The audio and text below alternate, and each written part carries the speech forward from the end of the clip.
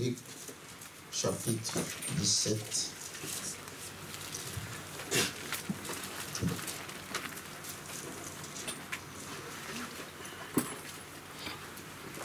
« 28 à 30.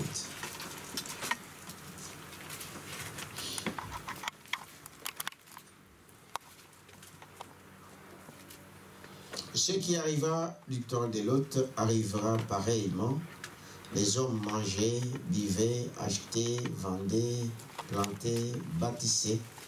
Mais les jours où Lot sortit de Sodome, il ne plus de feu et de soufre tomba du ciel, et les filles tous périrent. Il en sera de même les jours où le Fils de l'homme paraîtra. En ces jours-là, que celui qui sera sur les toits et qui aura ses effets dans la maison ne descende pas pour le prendre. Et celui qui sera dans le champ ne retourne pas non plus en arrière. Souvenez-vous de la femme de Lot. Celui qui cherchera à sauver sa vie la perdra, et celui qui la perdra la retrouvera. Amen. Amen. Prions le Seigneur. Dieu notre Père Céleste, nous te remercions encore ce matin. Père, comme c'est le jour où nous venons pour glorifier ton nom, c'est le jour de la résurrection. Et nous sommes heureux, Père, quand nous venons à cet endroit, parce que d'ici, tu nous parles. C'est pourquoi, Père éternel, que tu puisses prendre le contrôle de toutes choses, du début à la fin, du premier banc jusqu'à la chair, et que les saints se mouvent librement, et que tes enfants soient dans la quiétude pour écouter la parole avec attention et le prendre et vivre de cela. Amen. Bénis, Père éternel, tous tes enfants pour les sacrifices qu'ils ont fait ce matin, et que, Père éternel, qu'ils puissent sortir de ces lieux en ayant quelque chose de ta part. Amen. Bénis, Père éternel, également tous tes enfants réunis à ce matin partout, qui parlent de toi, au nom de Jésus notre Seigneur. Amen. Amen. Vous pouvez vous asseoir. Voilà. Que Dieu vous bénisse. Alors, vous savez que nous sommes en train de voir un enseignement. Et je souhaiterais que tous les bien-aimés puissent faire un effort pour suivre cet enseignement. C'est quelque chose de capital. Amen.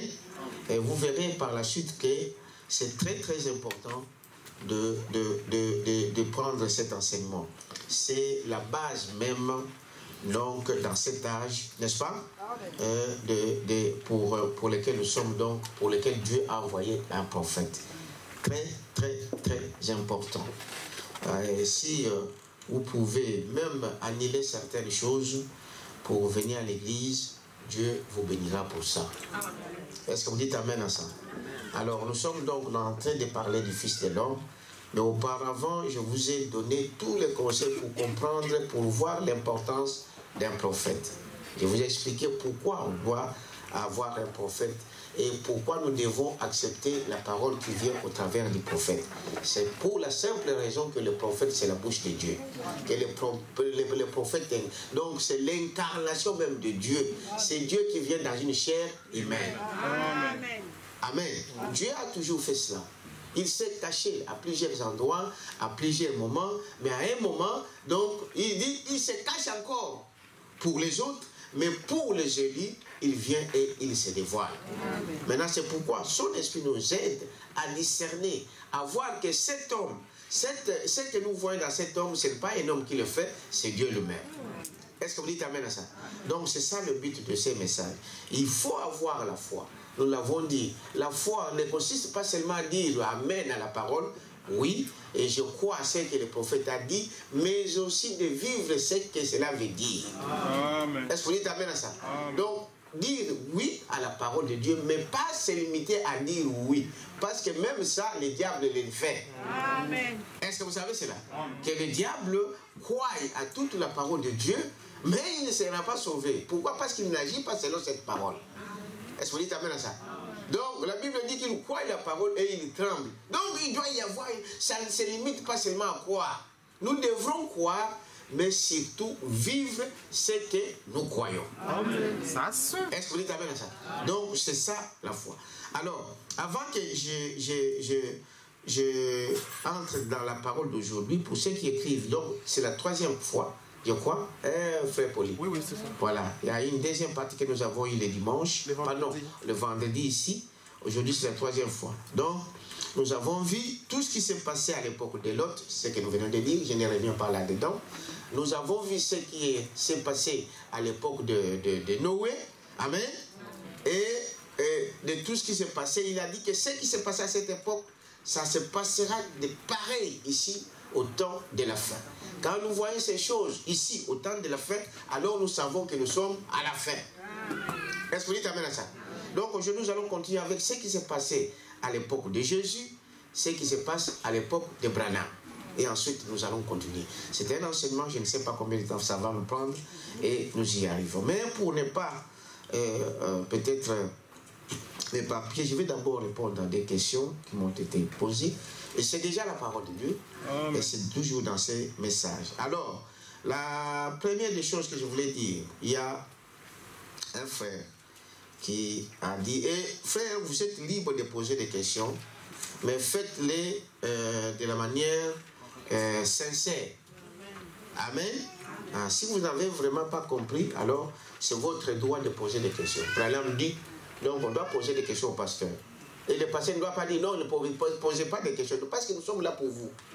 Est-ce que vous t'amène à ça? C'est comme un enseignant. Là où l'élève n'a pas compris, il a le droit d'aller voir son professeur et dire non, là, je n'ai pas compris. Quelqu'un peut dire amen à ça? Amen. Alors, la question était la manifestation du Fils de l'homme. Donc, Dieu dans la chair humaine. Et c'est là la seconde venue. C'est une question. Amen. Amen. Quand nous voyons la manifestation du Fils de l'homme, donc, c'est-à-dire, nous avons vu que la manifestation du Fils de l'homme, c'est quoi? C'est Dieu dans la chair humaine. Et c'est cela, n'est-ce pas, la seconde venue. Alors, moi, je vais vous répondre par rapport au prophète. Parce que ce n'est pas nous qui faisons... nous n'avons pas le droit d'interpréter la parole de Dieu. Moi, je ne peux que prendre ce que Dieu, n'est-ce pas, nous a parlé au travers de son message. Vous êtes avec moi? Alors, je l'ai dit, si vous étiez attentif le dimanche, j'avais lu une écriture, n'est-ce pas, qui disait que la manifestation de Dieu dans la chair humaine, ça n'a rien à voir avec la seconde venue. Beaucoup de nos bien-aimés sont dans cela. Mais nous ne pouvons pas empêcher les gens de croire ce qu'ils veulent. Est-ce que vous dites amen à ça? Mais nous avons comme absolu dans notre âge, c'est le prophète. Amen. Si le prophète dit quelque chose, donc moi je crois à ce que le prophète dit. Amen. Alors, dans le message, ici, un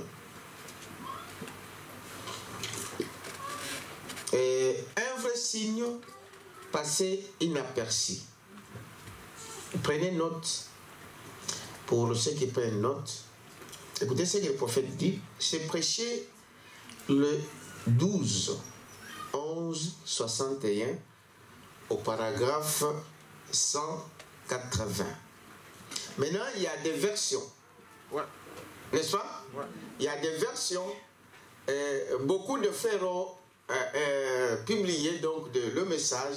Il y a la version de Shekinah, le plus connu, à part celui de la voix de Dieu. Il y a d'autres frères qui ont publié comment on appelle, donc ce message en français. Maintenant, ça dépend de quelle version vous prenez. Mais la version, je vais vous lire dans des versions. Comme ça, vous savez de quoi nous parlons. Dans la version de la voix de Dieu, il dit ceci. Il commence par dire, êtes-vous prêts? Amen. Donc c'est dit que, parce que c'est choquant, ça peut choquer certaines personnes. Les autres peuvent tomber en syncope.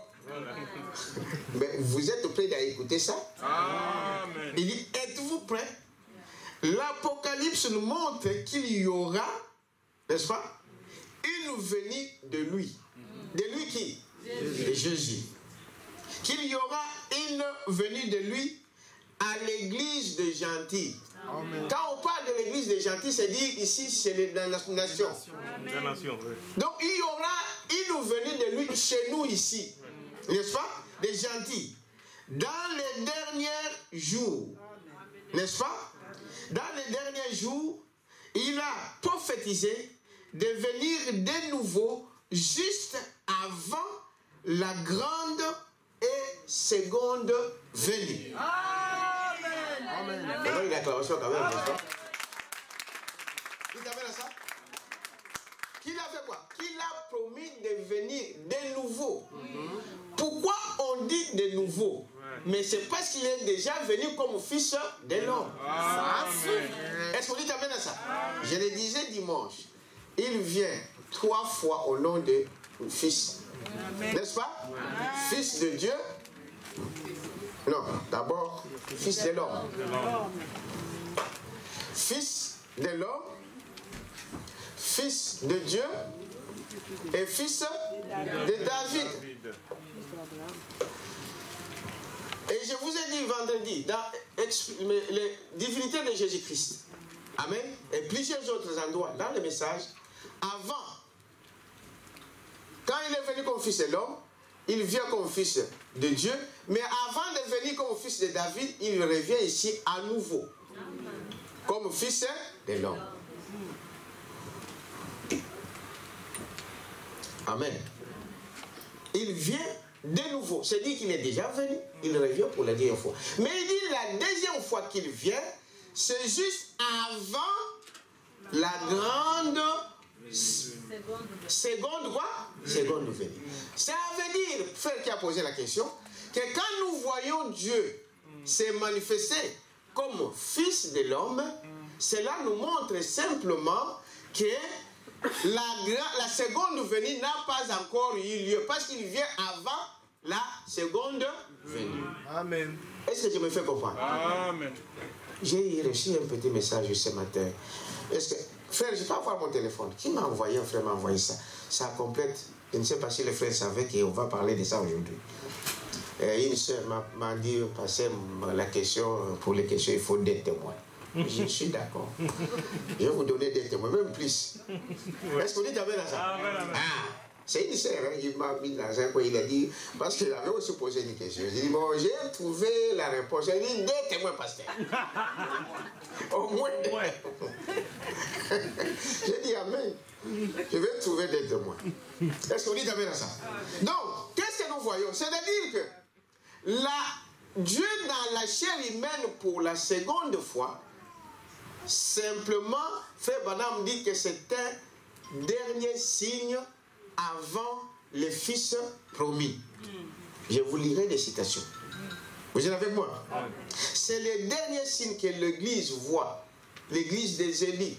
Donc l'Église, les enfants de Dieu. La race d'Abraham. Le dernier signe qu'ils ont vu avant le Fils promis, c'était Dieu dans la chair humaine. Donc Dieu dans la chair humaine, c'est un signal. C'est ce qui s'est passé à l'époque de quoi? De Lot. N'est-ce pas? Et nous verrons pourquoi cette venue est très très importante pour l'Église. Amen. Alors, il y a une deuxième citation qu'un frère m'a envoyée aujourd'hui. Je ne sais pas si je vais trouver ça. Et quoi, je ne sais pas si c'est... Est-ce que c'est qui me l'a envoyé? Je crois que... Siméon, c'était toi. C'est toi qui a envoyé cette écriture-là sur... Puis Jésus vint. C'est moi. C'est toi. Puis Jésus vint et, vous voyez, c'est le 17, prêché le 17 avril 1964, à partir du paragraphe 9, deuxième témoin. Il dit ceci. En attendant jusqu'à ce que ce temps arrive, aucun de nous ne sait. Amen. De quel temps on parle ici? Des temps de sa venue. Amen. Le jour où Jésus viendra, personne ne connaît. Amen. Amen. Personne ne le sait. Aucun de nous le sait. Mais continuons simplement à faire tout ce que nous pouvons pour sa gloire, jusqu'à ce que ce temps soit fini. Nous ignorons qui est cette personne-là. Elle pourrait déjà être entrée. Nous attendons simplement sa venue. Amen. Nous ne savons pas. Et l'heure de sa venue ne sera jamais révélée à l'homme. Parce que même les anges de cieux ne savent pas quand cela arrivera. Amen. Mais nous attendons simplement cela à n'importe quel moment, nous attendons, nous qui étions sa venue. Amen. Personne ne le laissait jusqu'encore à ce matin. Vous dites amen à ça? Donc, nous ne savons pas. Mais c'est que, selon le message de Branham, selon ce message, et nous avons des citations, parce que je vous dis, on va aller en détail. Vous allez découvrir, nous allons découvrir que Dieu dans la chair humaine ici n'a rien à voir avec la seconde venue. Est-ce que vous avez compris? Amen. Ça n'a rien à voir. Mais c'est une étape, c'est une manifestation qui est importante à l'église. Et il ne faut jamais manquer ça. Et n'allez pas comme les autres qui disent que non, moi je ne crois pas à ça. Si vous ne croyez pas ça, vous avez perdu quelque chose. Amen. Quelqu'un peut dire amen. Amen. Non, n'ayez pas peur parce qu'ils disent que les gens disent que c'est la seconde venue et quelqu'un ne croit pas là. Il dit si vous croyez ça, vous croyez à la seconde venue. Non. Non. Est-ce que vous dites amen à ça? Mais c'est Dieu qui avait promis cette manifestation-là. Donc, ça c'est la première que je crois que je suis clair. Si vous n'êtes pas toujours content, donc venez encore reposer. Nous reviendrons ici. La seconde question c'était pour... j'avais dit, j'ai parlé avec quelques frères pour dire que non. Les prophètes disent ceci, il y en a d'ailleurs plusieurs des Écritures, qu'une brebis doit tout dire, même les petites choses à son pasteur, même demander la permission pour quoi que ce soit. N'est-ce pas? Amen. Demander la permission à son pasteur. Le dimanche, tel que nous sommes là, une brebis qui est membre de cette église ne peut pas se retrouver ailleurs. Amen. Sans que son pasteur ne soit au courant. Amen. À moins que tu sois un visiteur qui est en train de visiter, de voir où tu peux choisir comme église. Mais quand vous avez choisi une église, vous avez choisi le pasteur. Dites amen à ça. Amen. On ne choisit pas l'église comme ça, les bâtiments. Bon, Agapao, j'ai choisi Agapao. Vous devrez choisir le pasteur. C'est ça, n'est-ce pas? Amen. Et quand vous êtes membre, si vous êtes un enfant de Dieu, né de nouveau, tout ce que vous faites, votre passé doit être au courant. Amen. Amen. Dites amen à ça. Doit être au courant. Alors, j'ai une écriture ici.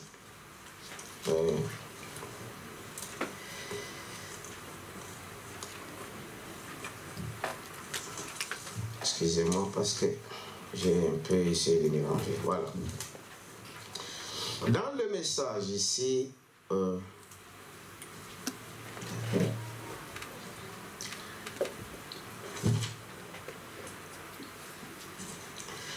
au paragraphe 3 du message question-référence, il dit ceci. Paragraphe 3.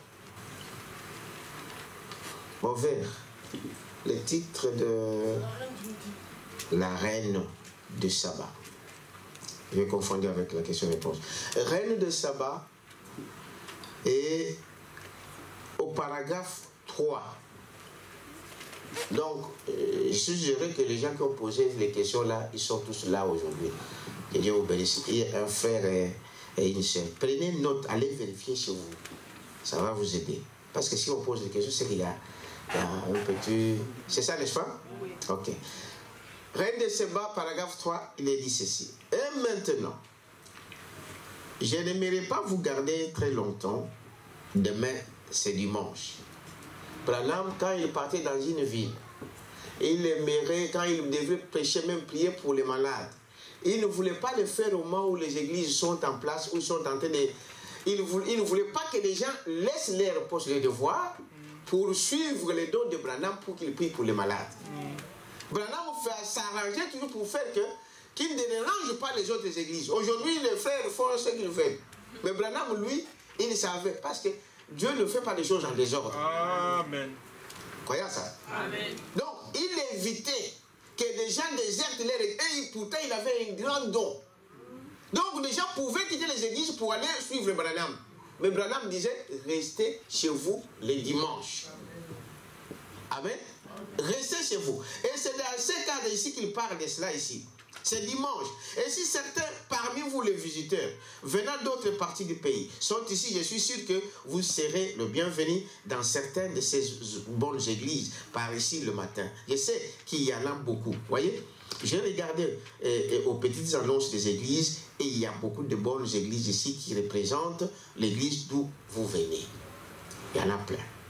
Et si vous n'avez pas d'église, écoutez très bien, si vous n'avez pas d'église, c'est différent, venez. N'est-ce pas? Mais si vous avez une église à vous, Dieu vous a donné une église, votre pasteur aimerait vous voir à votre poste de quoi? De devoir. Il t'amène à ça. Amen. Alors, je pense qu'ils sont ici à l'instant. Bon, ils seront, je saute un peu parce qu'il parle, il continue à parler de cela.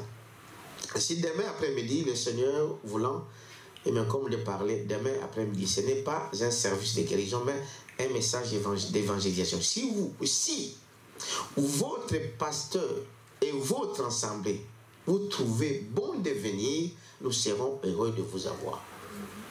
Autre chose, s'il y a un prédicateur qui arrive ici dans la ville, s'il y a un ministre qui vient ici pour prêcher, et qui vient, un évangéliste, et qui nous invite, nous sommes au courant, nous pouvons aller toute l'église. N'est-ce pas? On dit aujourd'hui, nous n'aurons pas culte ici, nous allons être au stade, nous allons écouter Frère Branham qui va venir prêcher. Toute l'église, nous partons, ça c'est un ordre, parce que sous l'ordre du pasteur. Mais si votre pasteur n'est pas au courant, ou il n'est pas invité, ou il n'est pas là, écoutez ce qu'il dit, Frère Branham. Alors, nous ne demandons pas aux gens de quitter leur poste de devoir. Amen. Est-ce que vous suivez? Amen. Sauf en cas de pleine collaboration de votre église, comme je viens de dire ici. On s'est entendu que toute l'église, on va se retrouver là-bas, tous. Alors tous, nous partons là-bas. Aux gens de quitter donc l'église. Sauf en cas de pleine collaboration avec l'église et si vous n'avez pas de service dans votre église. Un dimanche, une brebis, si son église a un service, ne peut pas aller ailleurs.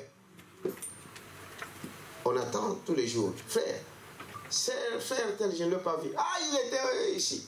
Frère tel. Et même le pasteur n'est pas au courant. Ce sont des petites choses que les gens manquent. Vous savez, toutes ces petites choses-là vous fait manquer beaucoup de choses. Parce que Dieu n'est pas comme vous, il ne pense pas comme vous. Est-ce que vous dites amen à ça? Vous manquez beaucoup de bénédictions à cause de ces choses-là. Ah non, moi je suis fidèle, moi je suis ceci. Mais vous manquez des petites choses. Il dit, remarquez, qu'est-ce qui nous dans votre... Donc, à moins que vous n'ayez pas les services dans votre église là, bon, le matin, le dimanche, nous n'avons pas église aujourd'hui, bon, je vais aller écouter les frères à côté. Ça non, si tu veux. Dites amen à ça. Alors, il dit, nous sommes ici en tant que visiteurs. Nous n'aimerons pas tirer quelqu'un de son poste de devoir. Nous essayons d'aider l'église à grandir. Parce que le corps de Christ, ce n'est pas des églises, c'est une seule église, le corps de Christ. Et si nous sommes des chrétiens, nous travaillons pour ce corps-là. Je ne travaille pas pour mon assemblée seulement, mais pour le corps de Christ.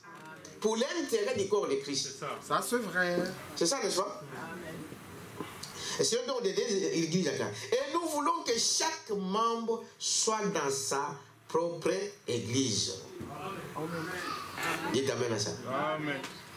Et alors, si vous êtes malade et que vous voulez qu'on prie pour vous demain soir, obtenez d'abord la permission de votre pasteur. Amen. C'est noir sur blanc. Blanc sur noir. Vous voulez aller quelque part. Vous voulez qu'on va... Il y a beaucoup de gens que nous voyons comme ça. Le pasteur arrive là, un serviteur arrive là. Ils prennent des rendez-vous nuitamment. Maintenant, ils ne savent pas que vous êtes une brebis. Celui qui vient là, c'est un pasteur. Un vrai pasteur. Mais je dois être au courant. Vous venez là à l'hôtel compris pour vous, moi je suis là. Maintenant, tu vas faire quoi? Voilà comment Dieu va vous confondre. Parce que vous ne croyez pas. C'est un manque. Vous avez d'autres choses. Ce n'est pas mauvais que quelqu'un qui a un don prie pour vous. Mais faites quoi? Qui a compris? Hein? Dire à son pasteur. Demandez la permission. Pas dire, demandez la permission à votre pasteur. Pasteur. Parce que, vous savez, il y a beaucoup de choses. celui qui a un don, ou des guérisons par exemple, celui qui a un don de prophétie. Donc tous nous travaillons pour un corps, mais chaque membre fait un travail bien spécifique. Amen. Est-ce que vous dites amen à ça? Amen. Demandez la permission à qui? À votre pasteur. Demandez la permission à votre pasteur. Voyez? Est-ce que j'étais? Donc, toujours partie 3, mais plus bas.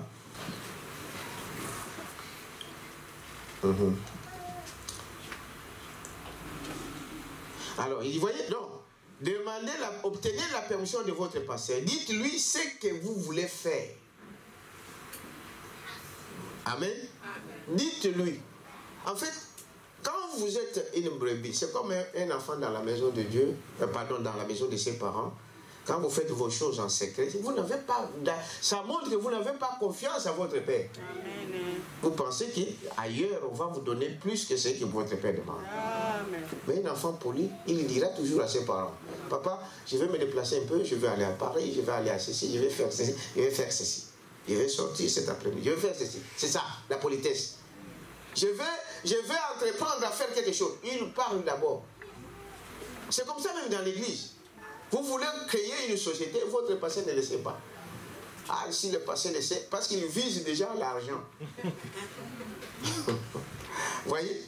Il ne le sait pas. Ça montre que vous n'avez même pas confiance à votre pasteur. Or, Branham dit, si vous n'avez pas confiance à votre pasteur, cet homme-là ne peut rien faire pour vous. Ce n'est pas lui, vous. Toi-même, ton cœur ne l'accepte pas. Si tu n'acceptes pas cette personne-là, mais tu ne recevras rien de bon de cet homme. Voilà pourquoi on vous dit, aimez vos pasteurs, priez pour eux. Est-ce que vous dites amen à ça? Même s'il est comment? C'est votre Père. Vous devez le faire. Donc ça c'est pour ce qui concerne donc la permission du pasteur. Et dites tout à votre pasteur. Et là, il y a, la sœur m'avait dit des témoins. J'ai encore un autre témoignage, divinité expliquée au paragraphe 90. Notez ça. Et si vous allez dans l'ordre de l'église de 63, et en plus, dans beaucoup de citations, j'en ai plein.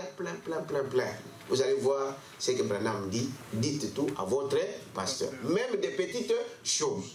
Quelque chose ne va pas à la maison. Et que vous avez essayé d'arranger, ça ne s'arrange pas. Dites ça à votre pasteur. Pasteur, nous avons un petit problème. Si c'est le mari, dit Marie, en tout cas, pasteur, nous avons un petit différend avec ma femme, voilà, aide-nous. Le pasteur est là pour vous.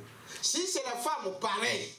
Mais il y a de ces hommes qui intimident leurs femmes, ou de ces femmes qui intimident leur mari, qui disent, toi, si tu dis ça au pasteur, tu vas voir. Et le mari aussi, toi, si tu dis ça au pasteur, tu vas voir. Mais pourquoi vous venez à l'église? Autant mieux rester là-bas et traiter vos affaires chez vous. Voyez, voilà comment les gens manquent de discernement et manquent de bénédiction. Là, on peut trouver une solution de petites choses, mais non. Bon, vous voulez devenir des hypocrites. Vous voulez montrer au pasteur que vous êtes différent pendant qu'à la maison vous êtes différent. Non, ça ne sert à rien.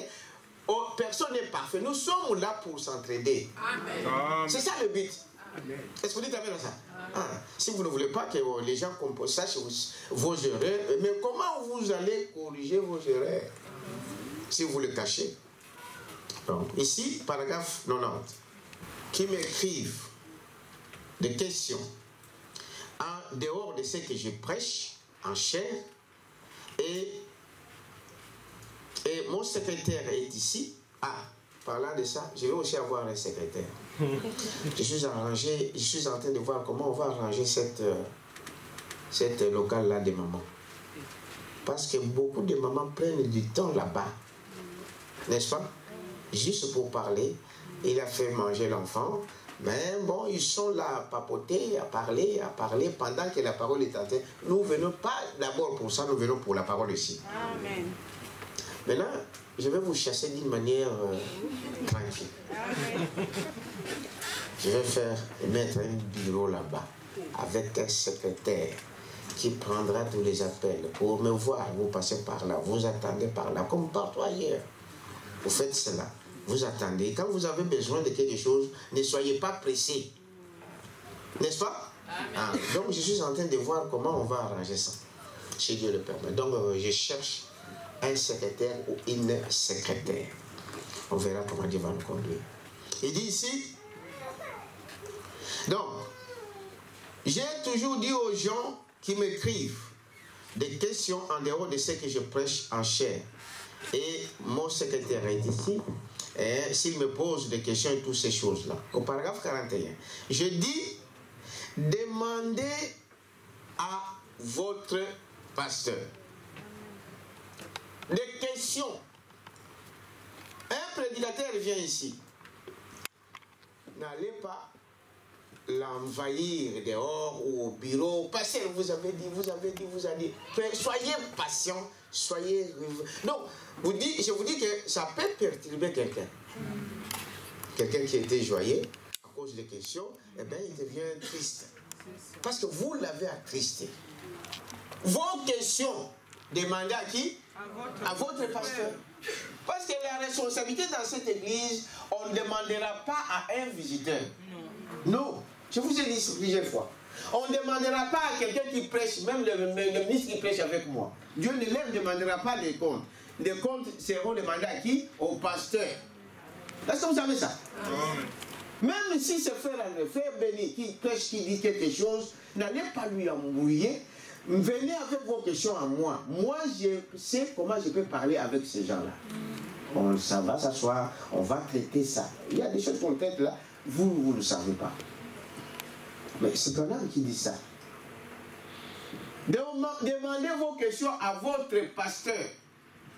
Et nous, comme je le dis toujours, il n'y a pas de barrière ici pour dire que non, je ne peux pas. Tout le monde peut voir le pasteur. Oui. C'est ce que Branham dit. Tout le monde qui veut me voir, il peut me voir. Mais venez, dites, c'est pourquoi il va avoir un secrétaire ou une secrétaire. Bon, parce qu'il y a des fois, même les téléphones, il y a des fois c'est compliqué. Je ne suis pas un bon gestionnaire. Je dois reconnaître, hein. Je ne suis pas un très bon gestionnaire comme le frère. Un très bon gestionnaire. Moi, j'ai du mal. Il me faut quelqu'un pour m'aider. Et on verra cela. Donc, voilà la seconde preuve, témoignage pour cette question. Il y en a plein. Lisez lors de l'église. Partout où vous trouverez, c'est là que... il y avait encore une autre que je vais quand même répondre. Est-ce que pour les deux questions, c'est bon? Vous avez compris? Ok. Maintenant, ça là, je vais juste l'aborder comme cela. Bon, un frère m'a parlé juste là, m'a pris au pied levé pour dire l'homme qui était devant Lot. Vous savez l'histoire de ça? Amen. Il y avait trois anges, dont l'un, Abraham l'a appelé Elohim. Et vendredi, j'ai expliqué comment Abraham l'a appelé Elohim. Parce que, quelques temps après, Abraham, Dieu lui a apparu en songe ou en vision et il lui a changé son nom. Il lui a dit, désormais, tu t'appelleras Abraham et non Abraham. Maintenant, pendant que ces trois hommes viennent, alors, l'un d'eux lui appelle Abraham. Abraham, pardon. Il appelle Abraham. Donc, pour Abraham, c'était l'homme qui lui avait parlé en songe. Parce que c'était un secret entre lui et Dieu.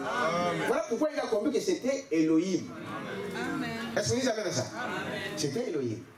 Maintenant, la question, le frère qui m'a dit, est-ce que c'était la théophanie ou c'est quoi? C'est comme si le vendredi j'avais parlé de théophanie sur ça. Et j'ai, heureusement, Poli a mis ça déjà sur Internet. Bon, je vais aller vérifier ça. Mais je voulais dire que Branham dit que l'homme là, j'ai des citations, j'ai cherché ça, je vais vous le dire par la suite, que les trois hommes qui sont apparus devant Abraham, Branham dit que Dieu a pris une motte de quoi? De terre. Amen. Il a pris une motte de terre, il a dit à Michael d'entrer, une motte de terre, il a dit à Gabriel d'entrer, une motte de terre, il a pris lui-même et il est entré. Et il a dit que ce n'était pas Jésus. Amen. Je vous ai dit ça vendredi. Amen. Que ce n'était pas Jésus. Pourquoi? Parce que Jésus n'était pas encore né. Amen. Amen. Et je vous montrerai par la suite que le corps de Jésus et de Branham et de ce qui s'est passé ici, c'est différent. Amen.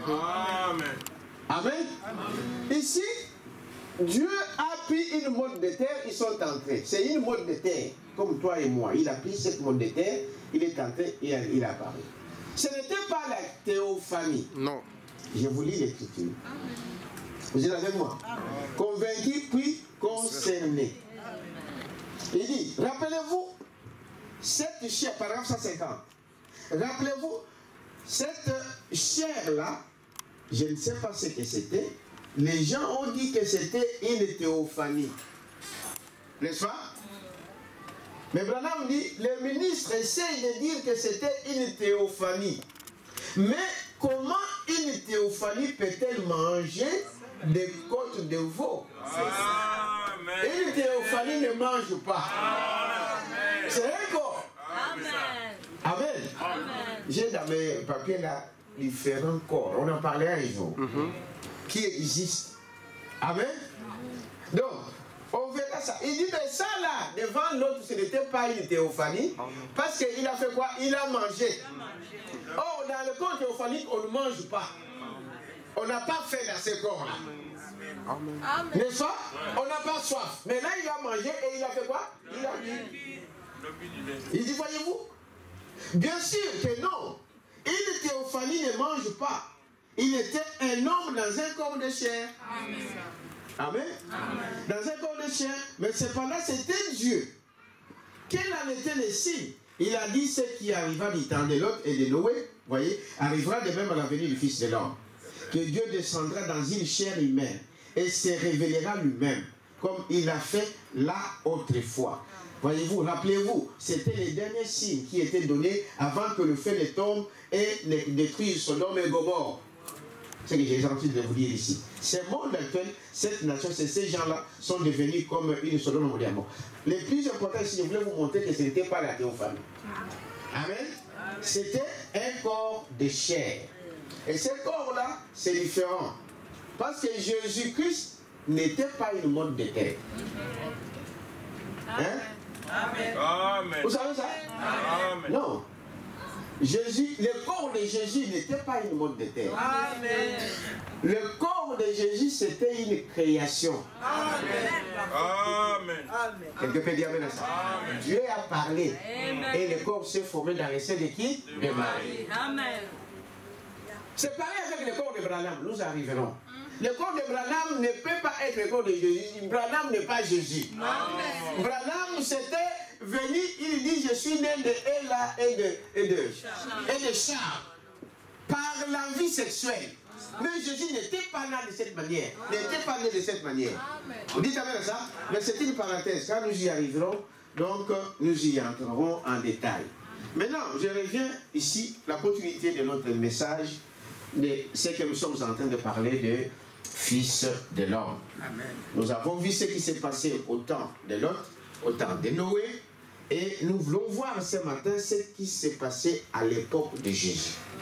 Vous êtes avec moi? Alors, je prends une écriture.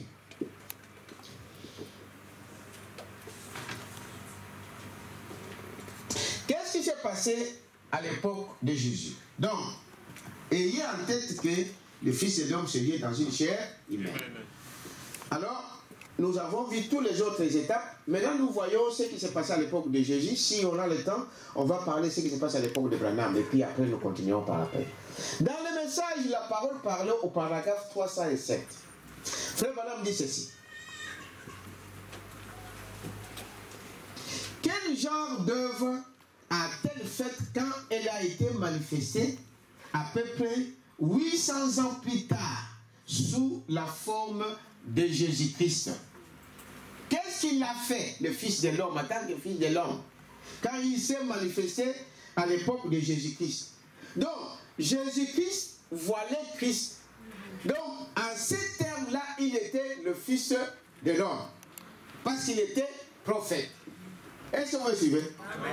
Elle a fait les œuvres, même que celui qui était là-bas avait fait.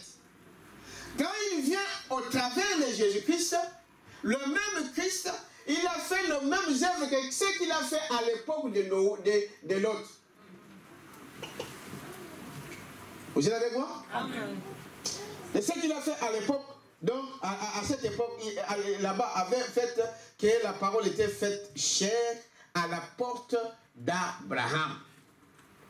Et nous avons vu que là devant la porte d'Abraham, Dieu, Elohim, et nous verrons ce que ça signifie Elohim, il a fait quoi? La première chose qu'il a faite, c'est de discerner le pensée. Amen. Quand il vient dans le corps de Jésus-Christ, il a fait exactement la même chose. Peut-être que vous ne vous rendez pas compte, mais il a fait exactement la même chose. Frère Branham dit ceci. Qu'est-ce qu'il a fait? Quand il est venu donc là-bas, le discernement. Avant donc la venue du Fils promis. Parce que Abraham, quand il voit Dieu dans la chair humaine, Abraham faisait quoi? Il attendait qui? Un fils promis. Amen. Et le fils promis, c'était Isaac. Amen. Est-ce que vous dites amen à ça? Qu'est-ce qu'il a fait à l'époque de Jésus? Maintenant, regardez. Voyez-vous? Le même Dieu qui parlait devant la tente d'Abraham, le dos tourné, n'est-ce pas, à la tente, a fait la même chose dans le corps de Jésus-Christ. Dites amen à ça. Amen. Il prend l'exemple dans le message d'Absolu, du 30-12-62, paragraphe 319. Il dit, tu es heureux, Simon, fils de Jonas. Amen. Jésus ne connaissait pas Simon. Mais il le voit. Il sait, par le discernement, il dit que tu es heureux. Il dit même le nom de son père. Amen. Fils de Jonas. La chair et le sang ne t'ont pas révélé ces choses. Amen. Ce n'était pas la chair ni le sang qui pouvait révéler ces choses. C'était Dieu en lui. Et quelque part, il dit, lui ne faisait rien si Dieu lui ne le montre. Amen. Quelqu'un peut dire ça? Amen. Voyez-vous? Alors, Pierre pouvait dire, d'où me connaissez-vous? Voyez-vous? Il dit, avant la fondation du monde, voyez-vous, il ne connaissait même son père. Amen. Cette chose, nous l'avons vu qu'il a fait ça devant Abraham. Il a discerné les pensées qui étaient dans Sarah. Jésus, le même Dieu, parce que c'était le même Dieu, je ne parle pas du corps, le même Christ, le même Dieu, amen, qui était devant Abraham, le même dans le corps de Jésus, devant Pierre, il pouvait discerner ce qu'il était. Amen. Amen. Amen. Devant Nathanaël, frère Madame dit la même chose, dans le demeure futur du 2 août 64, paragraphe 132. Cette dame, voyez, il parle ici d'abord de la prostituée. Une prostituée, la parole a discerné les pensées qui étaient dans le cœur. Vous connaissez la prostituée, cette tsunamite, au puits. Vous connaissez l'histoire, n'est-ce pas? Il vient devant Jésus, mais Jésus pouvait lui détailler toute sa vie. Le dire qui sait qu'elle était une prostituée, qu'elle avait 6 maris, n'est-ce pas? 5 maris déjà sont partis. Et le 6e qui était là n'était même pas encore son mari. Le même Dieu faisant le même chose. Dites amen à ça. Amen. Il fait la même chose. Voyez-vous, il dit cela devant Nathanaël, le vrai juif, où il n'y a rien, n'est-ce pas, de méchant, une moindre fraude. Jésus sur la terre, il était un homme pour accomplir l'écriture. Est-ce que vous dites amen à ça? Amen. Moïse a dit, l'Éternel votre Dieu vous suscitera un prophète comme moi.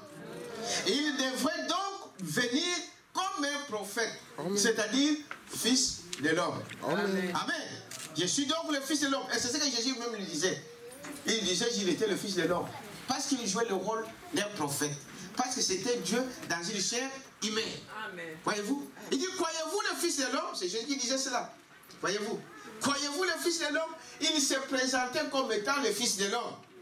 Voyez-vous? Et dans le message qui est ce Melchisédek, il dit cela. Lorsqu'il était ici, et qu'il fit fait chair, il fit appeler fils de l'homme, c'est-à-dire le prophète. Quelqu'un peut dire amen à ça? Amen.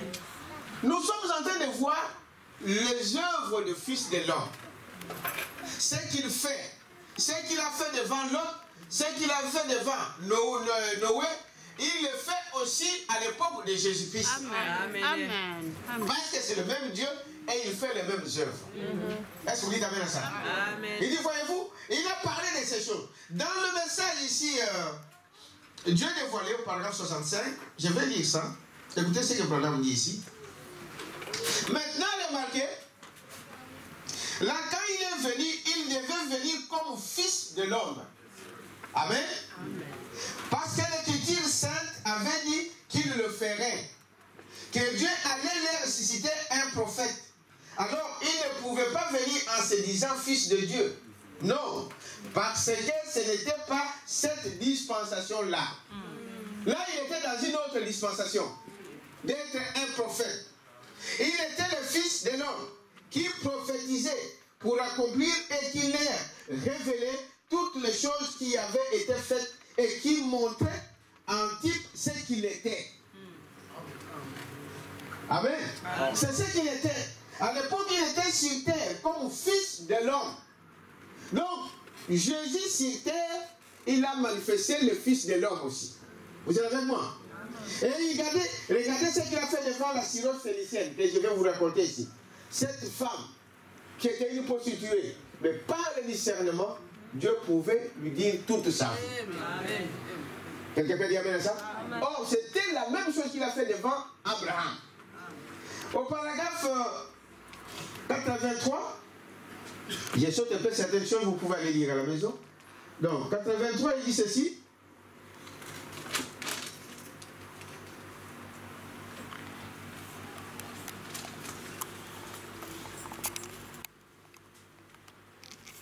Bon, je commence avec la partie 80, à partir du verset 80, paragraphe 82.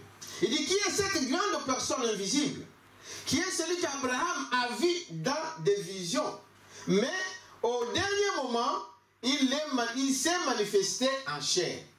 Donc, celui qu'Abraham voyait dans des visions, dans des songes, au dernier moment, il s'est manifesté dans quoi? Dans la chair. Avant la venue du Fils. Amen. Retenez très bien ces termes. Amen. Il s'est manifesté en chair avant la venue du Fils. Amen. Le Fils promis qui était Isaac. Nous attendons donc la seconde venue de Jésus-Christ. Mais qu'avant que ce que nous attendons, la promesse arrive à terme, nous devons d'abord voir Dieu dans la chair humaine. Amen. Amen. Dites amen à ça. Alors ne confondez pas les choses.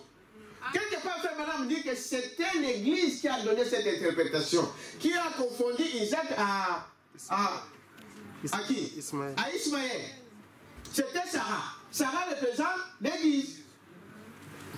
Mais Abraham, lui, il attendait un fils promis qui était Isaac. Et c'était physique. Dites amen à ça. Mais avant la venue de ce fils-là, Dieu devait d'abord se manifester dans une chair humaine. Amen. C'est ce qu'il est en train de dire ici. Quand nous voyons Dieu dans la chair humaine, ne criez pas, oh non, c'est la seconde venue, Jésus est déjà venu. Non. Nous attendons la venue de Jésus-Christ. Amen. En type, c'est ce que cela représente. Amen. Est-ce que vous dites amen à ça? Mais ce n'est pas facile de changer de position. C'est pourquoi prenez ce que le prophète dit. Ne prenez pas les interprétations du pasteur. Quelqu'un peut dire amen à ça? C'est-à-dire que Frère Madame dit, quand moi je viens, je vous donne mon interprétation, ne le prenez pas. Il faut que cela soit l'interprétation du prophète. Parce que Dieu est son propre interprète. Et celui qui vient avec l'interprétation de Dieu, c'est le prophète. Là où le prophète dit ici, c'est lui, c'est avant. Nous verrons pourquoi cela est avant. Pourquoi Dieu doit se manifester dans la chair avant la venue. C'est très important. Est-ce que vous dites amen à ça? Il y a peu qui peuvent revenir dire, oh, j'étais dans l'erreur. Il ne peut revenir que celui qui a été connu d'avance comme étant fils de Dieu ou fille de Dieu. Les restes, ils vont continuer malgré les Écritures. Ils vont continuer à enseigner que Jésus est déjà venu. Mais selon le message, selon le prophète de l'heure, Dieu dans la chair humaine n'a rien à voir avec la seconde venue. Amen. Vous êtes avec moi? Amen. Voyez, il dit, je répète encore 82. Voyez, au dernier moment, il s'est manifesté en chair avant la venue du Fils.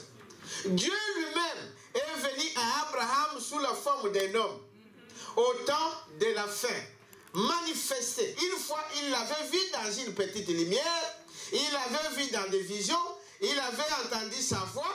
Amen. Il a entendu sa voix, il l'a vu dans une vision, mais ici, nombreuses révélations, mais juste avant le Fils promis. Est-ce que vous dites amen à ça? Amen. Je ne sais pas si vous comprenez ce que nous sommes en train de parler. Amen. Dieu s'est manifesté à plusieurs fois à Abraham, dans des visions, dans des songes, dans des lumières, dans la colonne de feu, dans beaucoup de choses. Mais avant le Fils promis, Dieu lui-même a pris la chair humaine. Amen. Parce qu'il y a une grande importance. C'est-à-dire que là, il fallait que Dieu lui-même vienne. Qu'il vienne face à face. Qu'il vienne corps à corps. Pour révéler ces choses à son enfant. Voyez-vous? Il a promis. Voyez? Mais juste avant le Fils promis, il l'a vu sous la forme d'un homme. Amen. Amen. D'un homme. Et il lui a parlé. Et lui a fait manger de la viande et lui a donné à boire. Vous voyez? Remarquez, Dieu lui-même voilé dans une chair humaine. Ça c'est vrai, ça c'est vrai. Quelqu'un peut dire amen à ça? Amen. Voilé dans une chair humaine. C'est très très important. Ça fait partie de sa manière de faire. Amen. Vous êtes avec moi? C'est de cette manière qu'il se manifeste à nous, qu'il manifeste la parole éternelle. Dieu, Jéhovah, fait chair, comme dans Jean 1. Voyez, au commencement était la parole, et la parole était avec Dieu, et, voyez-vous, et au commencement était Elohim, et Elohim est devenu la parole, et la parole était Elohim, et la parole a été faite Elohim. Voyez, c'est la même chose qui se dévoile tout simplement. Amen. Ça c'est vrai. Est-ce que vous dites amen à ça? Amen. Non. Il dit, voyez, Dieu ne change pas sa façon de faire des choses. Quand il a promis qu'il le ferait, alors il a promis, il vient ici, dans une chair humaine. Il vient pour capter l'homme, pour parler à l'homme, pour le changer. Parce que quelque part, frère Branham dit, nous y arriverons. Il dit, la seule façon que d'Abraham de recevoir le Fils promis, n'est-ce pas? Il fallait que Dieu change d'abord son corps. Amen. Amen. Vous ne pouvez pas voir la venue, la seconde venue de Jésus-Christ dans l'état où vous vous trouvez. Amen. Amen. Est-ce que tu peux dire amen à ça? Amen. Vous ne le verrez pas.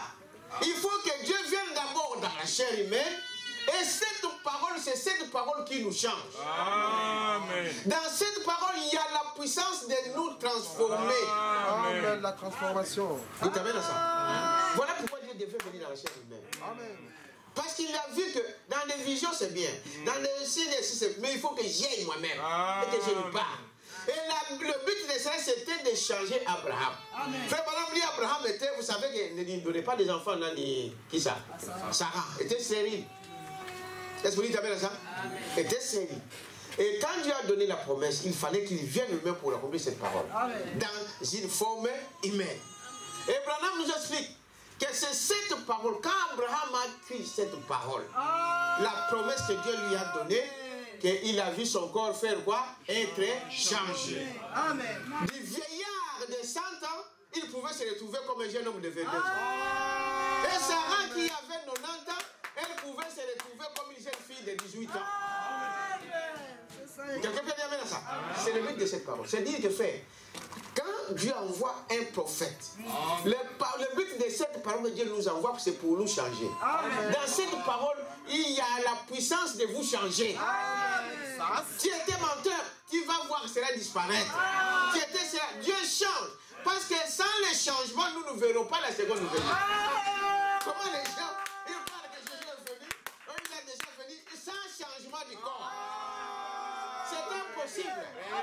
Quelqu'un peut dire amen à ça? Donc voilà le but de cette manifestation dans la chair. Manquez ceci, frère. Vous avez manqué, donc Dieu cela. Le fait de croire et de vivre cette parole, ça nous change. Sans effort. Donnons une acclamation au Seigneur. Sans effort. Mais il faut croire. Dieu dans la chair humaine. Que c'est Dieu qui est venu pour me changer moi.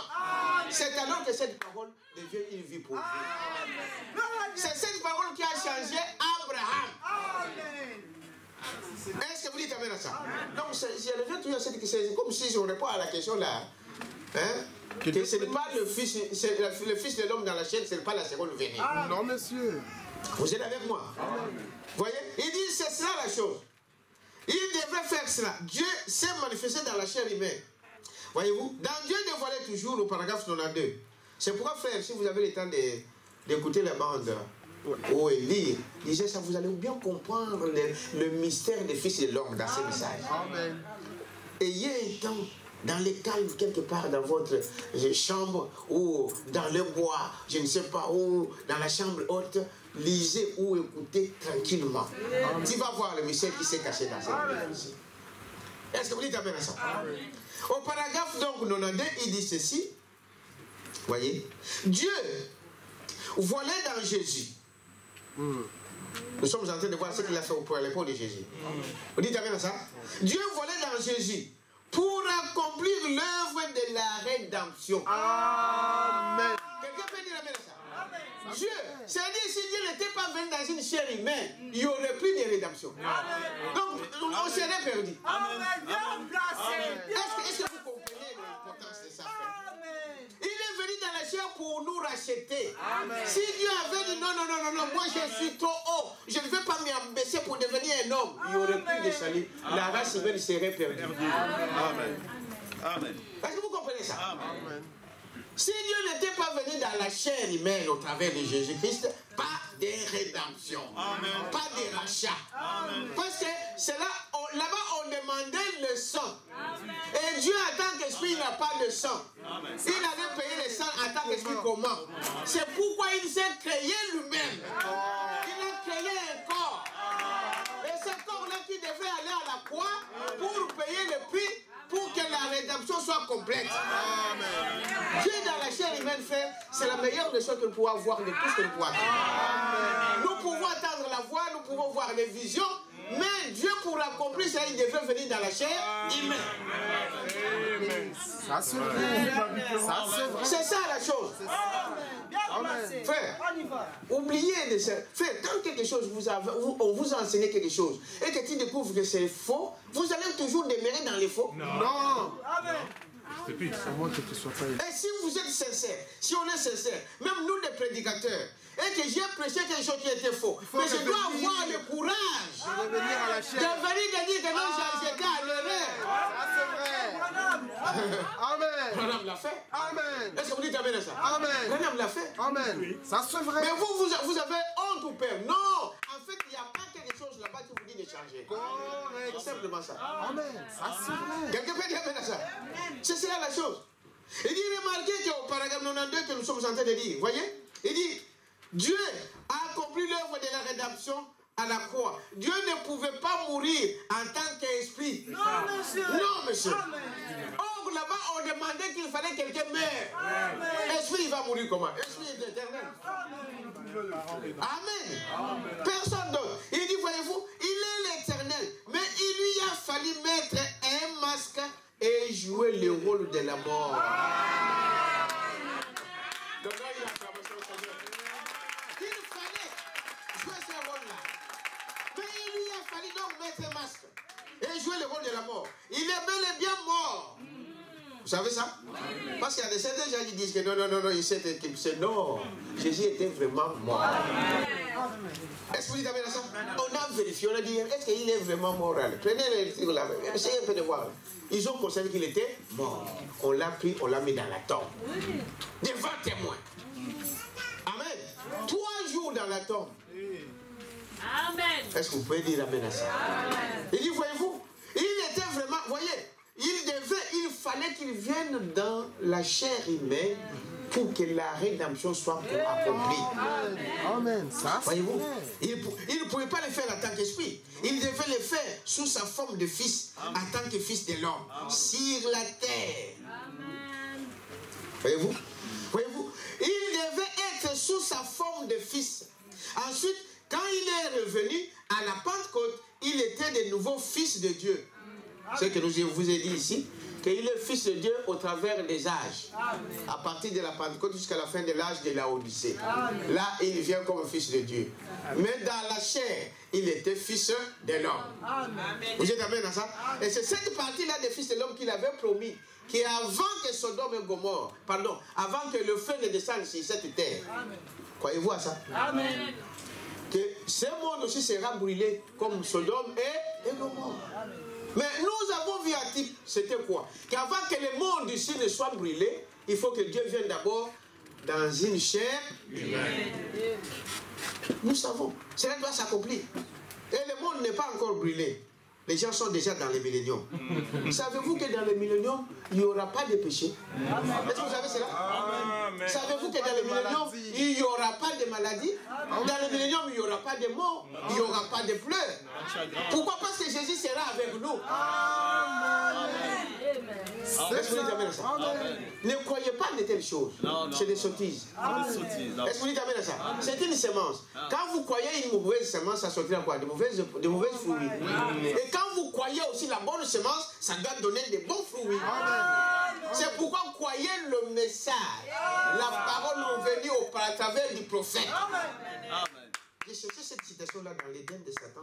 Je n'ai pas trouvé. J'ai dit à mon frère de me chercher. Où Branham parle. Frère, aujourd'hui, les pasteurs sont en train d'entraîner les gens vers eux. C'est ça. Ça, c'est vrai. Il t'amène à ça. On voit la grandeur du pasteur. Mais le but de Dieu, c'est d'amener les gens à qui? À Christ. Bien qu'en passant par le pasteur. En passant par le pasteur. Mais ce n'est pas qu'on vous attire vers le pasteur. Non. Nous vous attirons vers Christ. En suivant le pasteur. Il y a une différence. Quelqu'un peut dire ça? Je vais chercher cela, je vais trouver. Dans l'Éden de Satan, je crois. Oui. Où Branham est en train de parler de ça. Quelqu'un peut dire amen à ça? Il dit, voyez-vous, donc, qu'est-ce que nous voyons ici? Il est en train de nous montrer que, au paragraphe, nous étions au paragraphe 92. C'est ça, n'est-ce pas? Il dit, voyez, il devait faire ça, sinon, pas de rédemption. Il était donc de nouveau le fils. Mais plus bas, il dit encore, il dit, voyez, il fallait qu'il soit plus qu'un prophète. Amen. Dites amen à ça. Amen.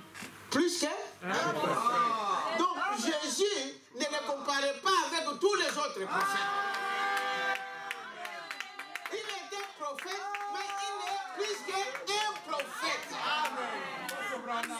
Les gens, vous allez dire, non, Branham, c'est Jésus-Christ. Non, monsieur. Quelqu'un peut dire amen à ça? Il était plus qu'un prophète. Bien qu'un prophète, mais il était plus qu'un prophète.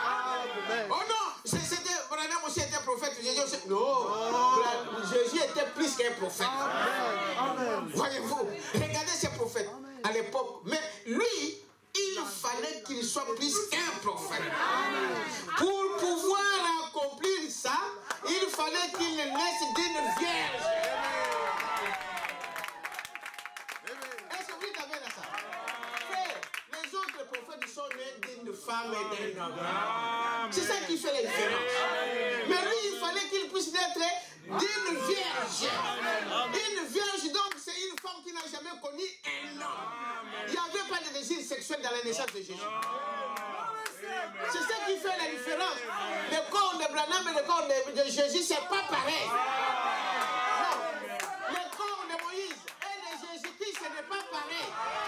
Non, Moïse était d'une femme et d'un homme. Mais Jésus n'est pas né de cette façon.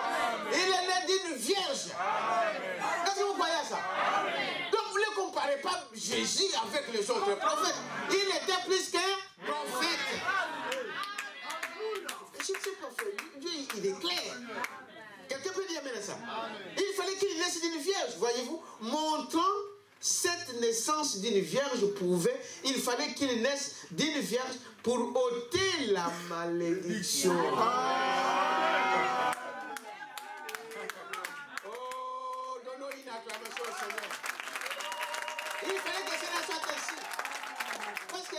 regardez frère, tout homme qui est né d'une femme, sa vie est courte. C'est dans le psaume, n'est-ce pas? Et il n'est que quelqu'un qui est là pour tomber pour tout ce que vous savez. C'est une malédiction. Mais il fallait que Jésus vienne différemment. Amen. Il fallait qu'il vienne différemment pour enlever la malédiction. Aucun homme ne peut dire que non. C'est pourquoi même quand vous lisez, vous allez voir qu'il n'y a aucun homme qu'on a trouvé au ciel qui pouvait même regarder.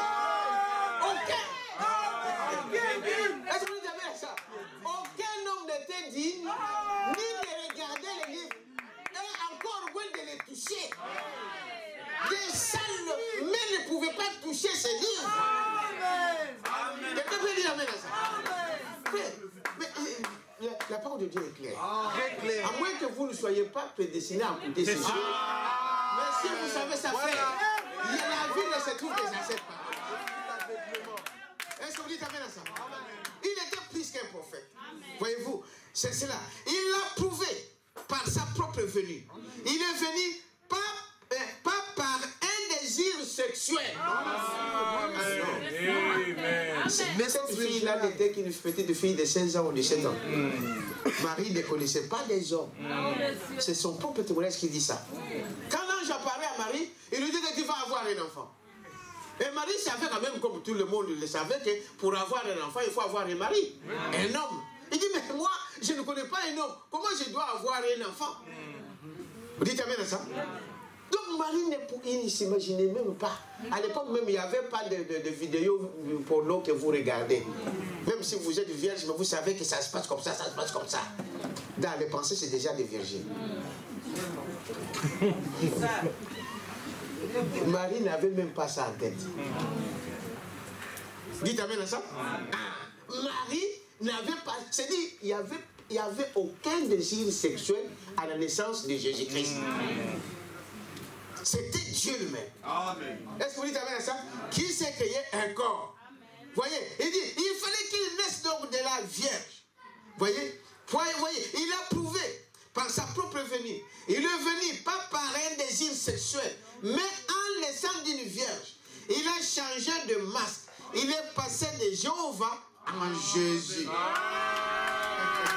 La même personne, le même Christ qu'on a appelé Jéhovah dans l'Ancien Testament, ici nous l'appelons Jésus. La même personne. Il a changé que de masque. Vendredi, je vous ai expliqué pour ceux qui étaient là, anamorphe. Hein, pour ceux qui étaient là vendredi. Amen. Un changement. Donc, je joue le rôle de Zacharie. Et, quelques temps après, je joue le rôle de Jean-Baptiste. Ou de quelqu'un d'autre. Mais c'est la même personne. J'ai changé que des rôles. J'ai changé que des masques. J'ai changé de tenue. Moi, j'ai fait ça à l'école, quand nous étions à l'internat, dans le théâtre. Je ne sais pas, aujourd'hui, les écoles ne font pas de théâtre. Mais c'est très important, le théâtre. Ça vous apprend comment il faut parler, comment il faut distinguer des choses. Donc, Dieu a joué ces rôles-là. Ce n'était pas quelque chose d'autre. Vous êtes avec moi? Voyez, il dit, c'est les choses que nous devons savoir. Oh, aujourd'hui, les gens disent, oh non, mes frères, qu'est-ce qui s'est passé? Qu'est-ce qui s'est passé? Ce qui s'est passé, c'est que c'est le même Dieu. Amen. Jéhovah égale Jésus. Amen. Dites amen à ça? Amen. Alors, voyez, il est voilé dans un homme, au paragraphe 101. Comme il a toujours été voilé. Mais il était voilé devant eux. Il était dans son temple humain. Alléluia. Dieu était dans un temple humain. Alléluia. Dites amen à ça? Il était voilé, caché aux yeux des gens, mais c'était Dieu dans un homme. Amen. 116. C'est merveilleux la parole de Dieu, n'est-ce pas? Et vous voyez, 116. Mais, dans les derniers jours, il doit revenir de nouveau. Amen. C'est pour les aigles. Amen. Quelqu'un peut dire amen à ça? Dans les derniers jours, il doit revenir de nouveau.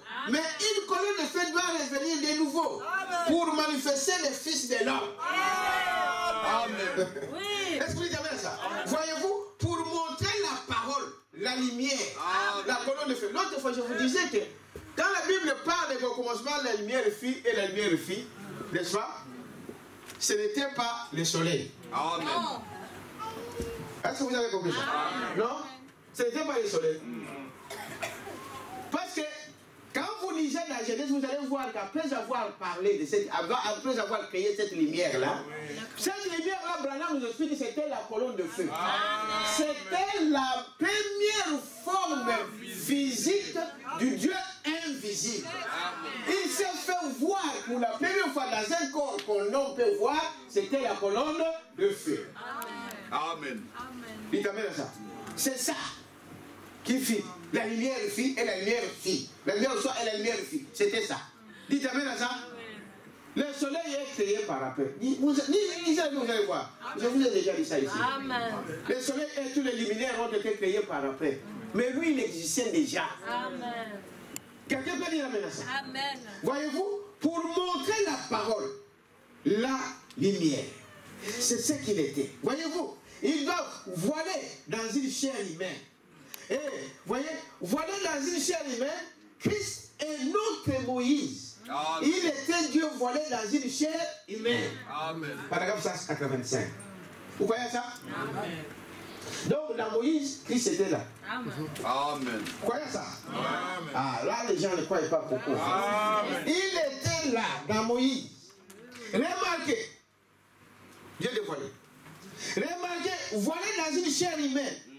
Moïse, avec cette parole, annonçant ce qui, plus tard, allait être mis derrière une peau de blaireau. Amen. Voyez-vous, demain, Christ est notre Moïse. Amen.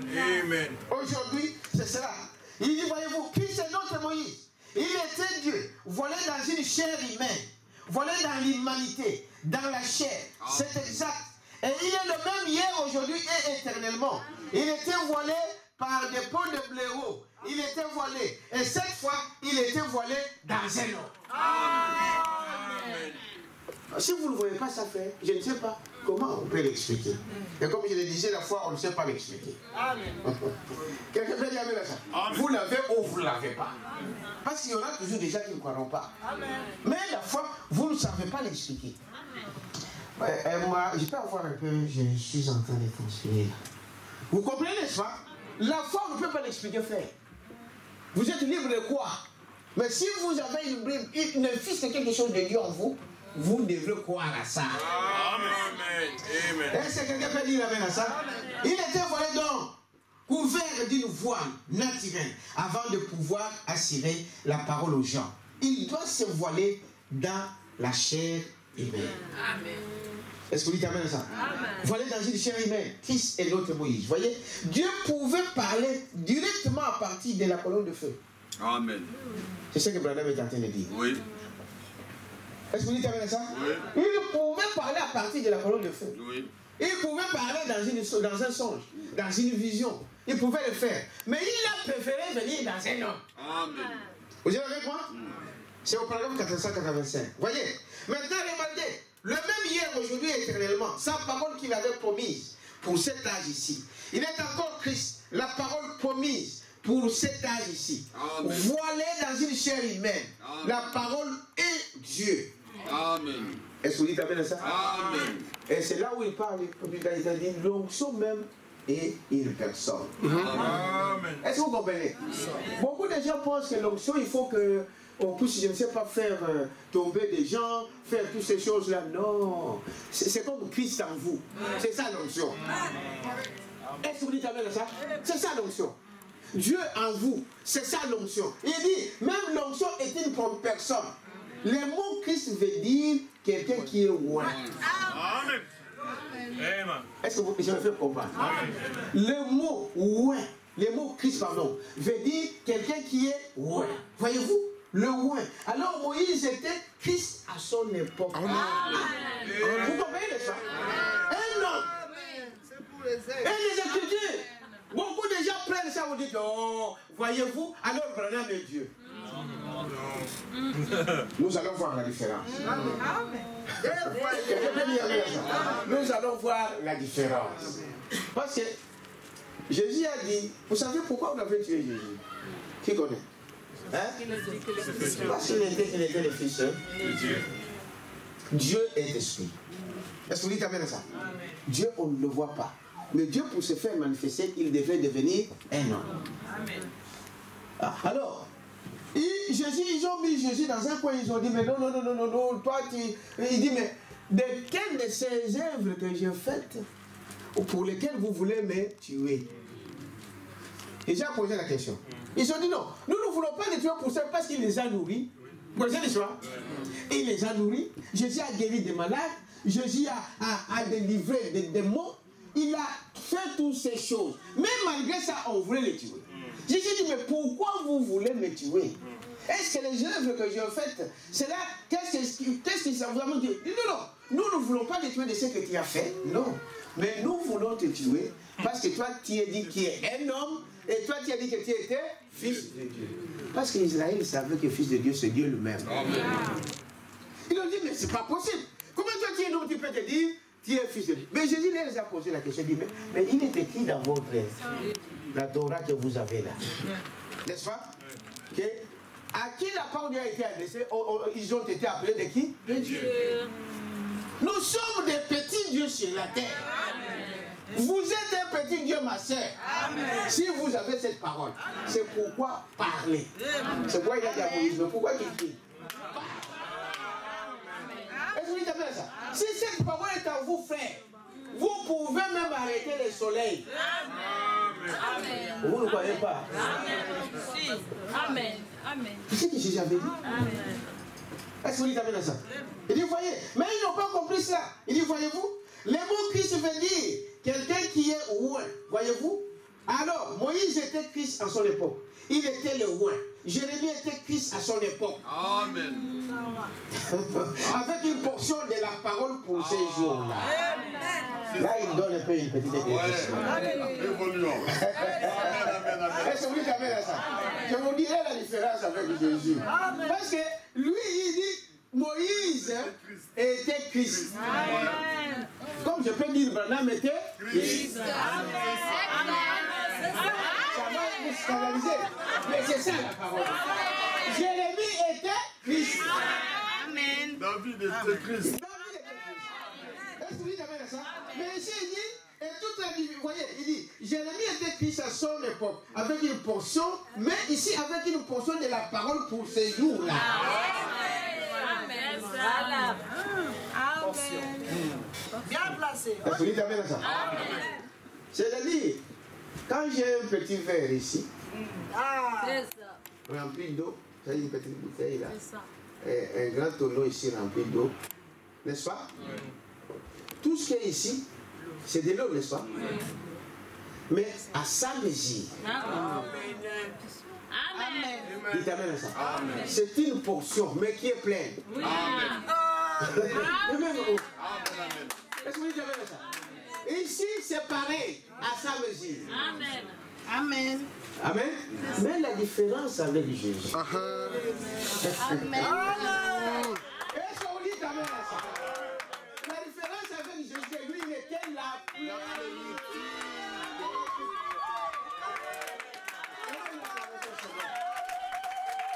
Et il était des portions. Des portions. Mais Jésus était tout.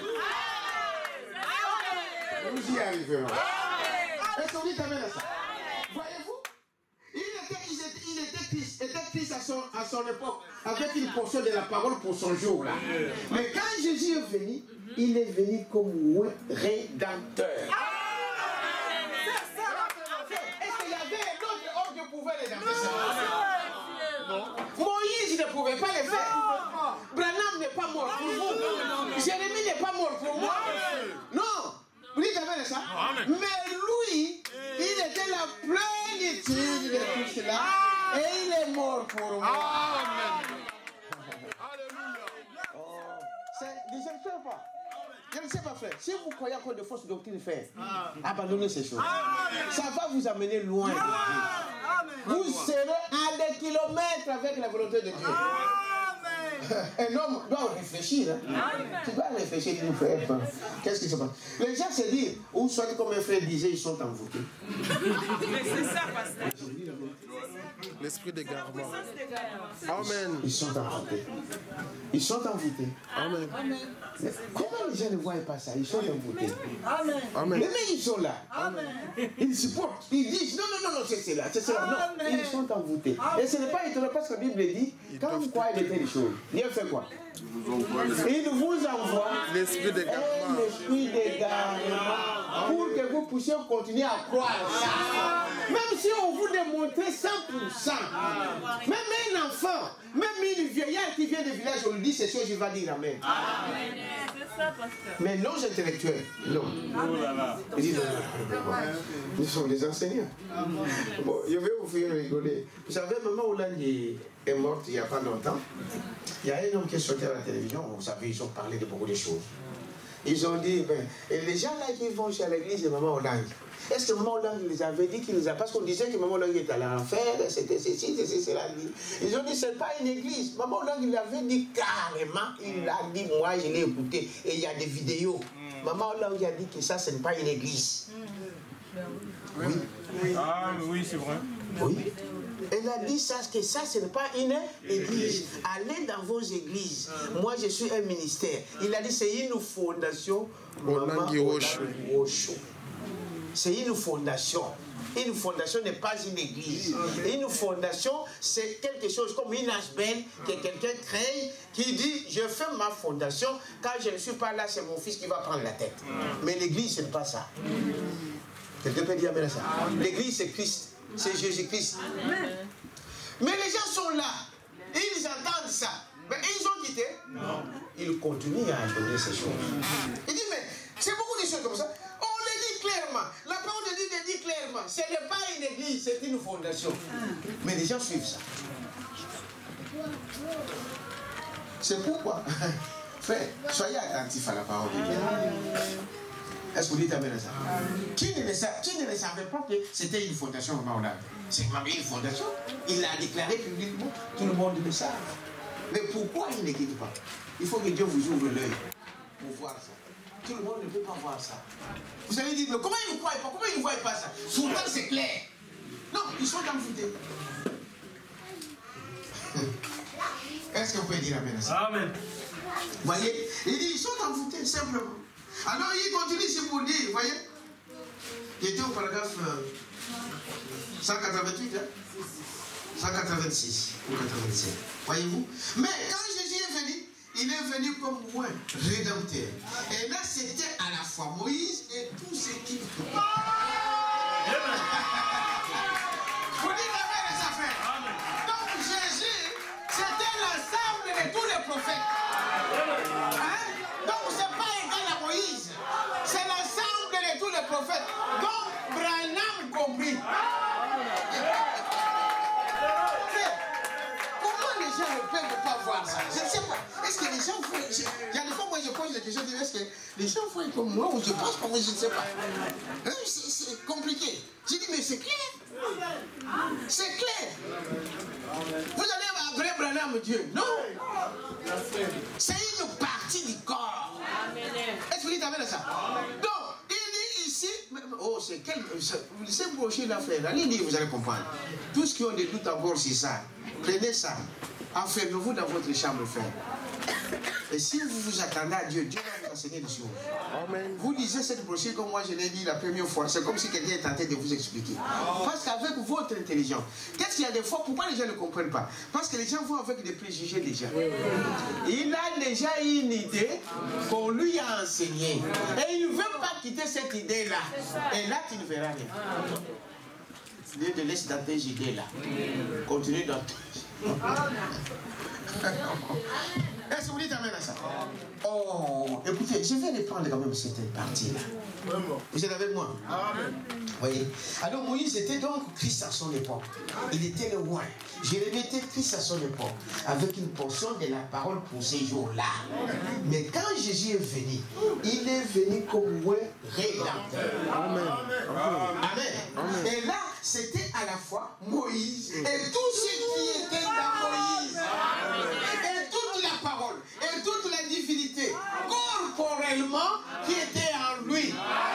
C'est pour cette raison que le voile du temple s'est déchiré complètement.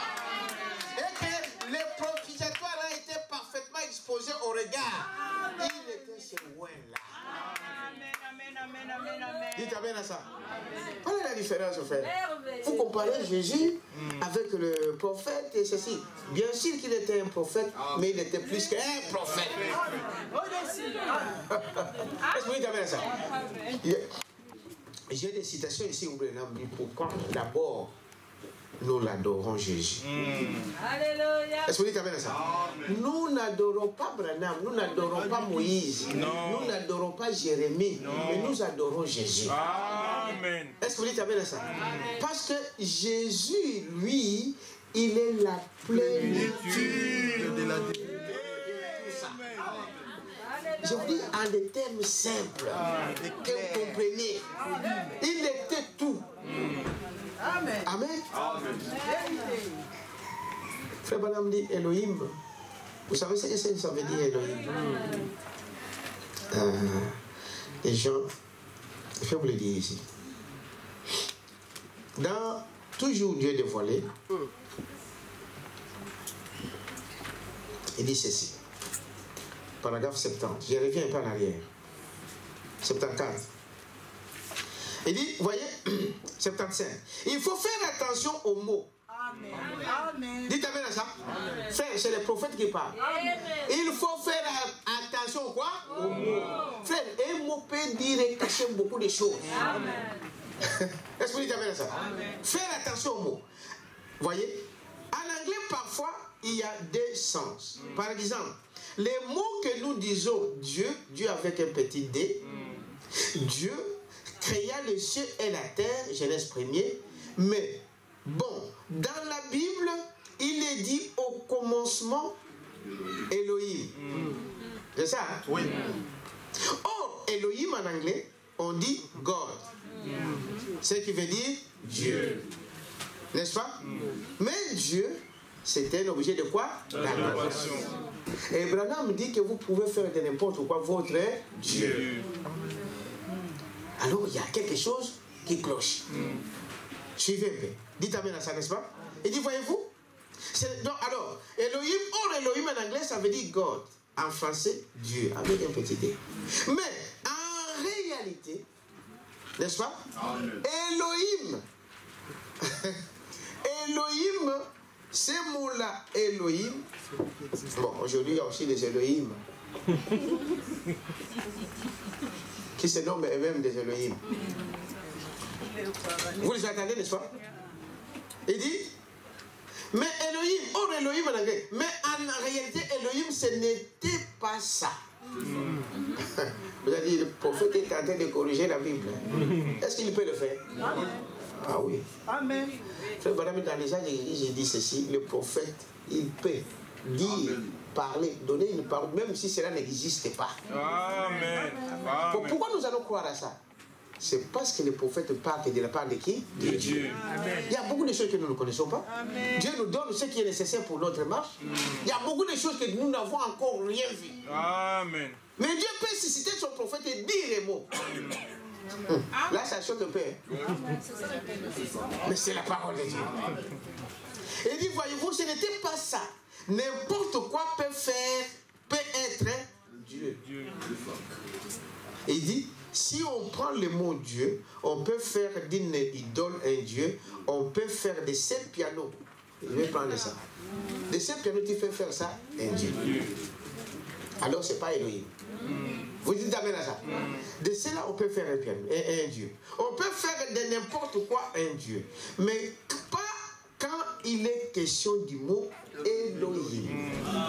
Il veut dire celui qui existe par lui-même. Amen. Amen. Amen. Il n'a ni commencement des jours, ni fin des jours. Il n'a jamais commencé, il ne finira jamais. Tout ce qui a un commencement a une fin. On a commencé le culte ici à 11h30. Peut-être vers, avec cette chair ici, ça va fatiguer à 13h, on arrête, 14h, on arrête. Parce qu'on a commencé ce matin. Mais lui, il n'a jamais commencé. Donc, s'il n'a jamais commencé, il ne finira jamais. C'est ça le mot Elohim. Vous êtes avec moi? Voyez-vous? Qui existe par lui-même. Voyez, ce piano ne peut pas exister par lui-même. Non, monsieur. Non, monsieur. Ce piano, il est là venu, c'est lui-même qui est venu là. C'est lui-même qui s'est fabriqué. Il nous met derrière à fabriquer ça. Mais Elohim, c'est pas comme ça. Voyez, ce piano, voyez, rien d'autre ne peut exister par lui-même. Donc le mot Elohim veut dire celui qui a toujours existé. Dieu, ça peut vouloir dire n'importe quoi. Vous voyez comme ce mot est différent. L'Assemblée dit Amen. Or, quand il est dit ici qu'il s'est déversé ou répandu, voyez, oui, le mot anglais, empty, donc déversé, voyez, ou qu'il aurait répandu quelque chose qui était en lui, voyez, quelque chose, son bras serait parti ou son œil serait parti, mais c'est qu'il s'est transformé. Amen. Est-ce que vous dites ça? Dieu s'est transformé, il s'est répandu, voyez-vous, dans un autre masque, dans une autre forme. Ce n'est pas une autre personne appelée le Saint-Esprit, non, qui est sorti de lui, mais c'était lui-même. Lui, quand il expliquait, ici, quand il expliquait, donc, ce que moi je vous ai dit, à la mort. Est-ce que vous dites amen à ça? Il dit Elohim, c'est cela. Ce n'est pas quelque chose qui a commencé un jour, non. C'est lui qui existe par lui-même. Vous êtes avec moi, n'est-ce pas? Alors, il dit ici, voyez, il était, voilà, au paragraphe 195. Au paragraphe 195. Mais vous voyez, ici, il avait été une grande colonne de feu qui serait descendue, voyez-vous, si une grande colonne de feu était descendue, et leur avait montré ce qu'il était cette grande colonne de feu, ça, il aurait peut-être pris. Si Jéhovah avait circulé un peu partout, mais vous voyez ce qu'il a fait pour pouvoir contourner tous ces gens intelligents, sages, il s'est simplement révélé tel qu'il l'avait promis à Moïse. Voyez-vous, je leur parlerai par un prophète.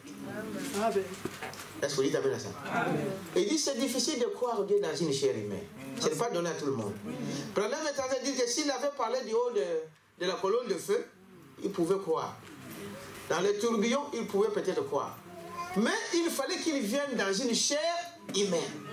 Voyez-vous? Il était, voyez, je leur parlerai, il a dit, je leur parlerai par un prophète. Souvenez-vous de ce qu'il avait dit à Moïse, avec le peuple quand ils sont sortis de l'Égypte. Dieu a appelé le peuple autour du mont Horeb. Nous étions là au pied du mont Horeb. Là. On a vu là où Moïse était. C'est ici à l'Égypte, vous ne pensez pas que c'est au ciel. Parce que là où on était enfant, on pensait que c'est au ciel. Et l'Égypte, c'est ici à côté. Donc 3 heures de vol, vous arrivez. Alors, il a appelé le peuple là, sur cette montagne-là. Et Dieu a commencé à parler. Les gens commençaient à faire quoi? À trembler. Tellement quand Dieu parlait, ça, ils attendaient que de tonnerre. On a expliqué déjà ça ici, pendant qu'on parlait de tonnerre. Les tonnerres ne sont que la voix de Dieu. Est-ce que vous dites amen à ça? Et quand le peuple attendait, ils attendaient que des tonnerres. Et les montagnes étaient en ébullition, le feu qui descendait, des pierres qui se détachaient de la montagne. Le peuple a dit non. Moïse dit à ce Dieu-là, nous ne voulons plus qu'il nous parle de cette manière, mais qu'il nous parle au travers de toi. C'est comme le courant à haut courant, comment on appelle ça, haute tension. Moïse devait atténuer la puissance de ce Dieu. Parce que quand il parlait, Moïse était là, sur la montagne. Est-ce que vous dites amen à ça? Amen. Alors Dieu a dit désormais, je vous parlerai par un prophète. Donc, il dit, voyez, et il était le fils de l'homme, un prophète. Et certains l'ont reconnu, environ 1/100, voyez-vous, d'1% du monde. Quand il est venu, quand il se manifeste dans cet état-là, il y a juste 1 sur 100 qui reconnaît que Dieu est dans cet homme. Que Dieu parle au travers d'un homme ici. Croyez ça? C'est le prophète qui vient. La plupart ne vont pas croire. Et regardez aussi, si cette terre, on est aujourd'hui, je crois, 8 milliards. C'est ça, hein? Oui, 5 ou 8 milliards. Mais il y a combien qui croient le message de l'heure? Et le message de l'heure seulement de ceux qui le croient tellement tel que le prophète l'a prêché. Amen. Ça c'est chaud. Hein? Enfin, examinez, vous allez voir. Tous ils ont débordé quelque part. Ils se sont devenus eux-mêmes des prophètes. Et même ils sont devenus des je ne sais pas quoi. Voyez-vous, un prophète. Et certains l'ont reconnu, environ 1/100 du monde l'ont cru. Les autres non. Mais c'est ce qu'il était quand même. Malgré que les gens ne le reconnaissent pas, mais c'est ce qu'il était. Vous êtes avec moi? Alors, on avance un peu pour y arriver. On n'est même juste pas... Je suis que de ce qui s'est passé à l'époque de Jésus. C'est ça, n'est-ce pas? Amen. Et nous continuons pour dire. Le fait de reconnaître cette parole fait de Moïse, n'est-ce pas, une partie de cette parole. Et il dit ça au paragraphe 295. Écoutez, frère, pourquoi vous devrez croire cette parole? Si vous croyez cette parole devient une partie de vous. Quelqu'un peut dire amen à ça? Voilà pourquoi cela a changé Moïse. Parce que cette parole était devenue une partie de lui. Sans effort, Moïse n'a pas fait de gymnastique. Il n'est pas parti aller courir dans des champs pour être changé. Quelqu'un peut dire amen à ça? Moïse a crié à la parole. Comme il a crié à la parole, il a crié à cette parole, il a vu cette parole et la parole l'a changé. Croire cette parole, ça devient, vous devenez une partie de cette parole. C'est alors que cette parole peut produire des fruits. Est-ce que c'est clair? C'est alors que cette parole devait donc produire des fruits. Il dit, le fait de reconnaître cette parole, il dit ça. Il avait été une grande colonne de feu, comme je vous ai dit tout à l'heure. Voyez, si une grande colonne de feu était descendue et l'air avait montré ce qu'il était cette grande colonne de feu, ça il aurait peut-être écrit si Jéhovah avait circulé un peu partout. Mais vous voyez ce qu'il a fait pour pouvoir conformer tous ces gens intelligents et sages, contourner. Il s'est simplement révélé tel qu'il l'avait promis à Moïse. Voyez, je leur parlerai par un prophète. Et il était le fils de l'homme, un prophète. Et certains l'ont reconnu environ 1/100 de pourcent du monde, l'ont cru. Les autres, non. Mais c'est ce qu'il était quand même. Mais le Dieu puissant était là, exposé au regard de tous. Amen. Le pauvre piscatoire, il est mort alors que ses propres enfants étaient là, qui disaient, nous ne voulons pas de lui. Mais pourtant, il était là. Dites amen à ça. Exposé vers tout le monde. La plupart ne l'ont pas reconnu. Ça sera pareil encore dans cet âge. Ça c'est vrai. Beaucoup. Toutes ces choses-là sont exposées. Est-ce que vous dites amen à ça? Dieu dans la chair humaine aujourd'hui, nous le prêchons partout. Mais peu vont croire à ça. Amen. Il t'amène à ça? Amen. Peu qui vont croire à ça. Alors ici, il dit ceci. Il est quelle heure? Donc, 13h40. Je crois que dans quelques minutes, on va arrêter. Il dit ceci. Nous continuons avec les autres parties. Il dit, voyez, qu'est-ce que nous voyons ici? C'est ce qu'il a dit au paragraphe 295.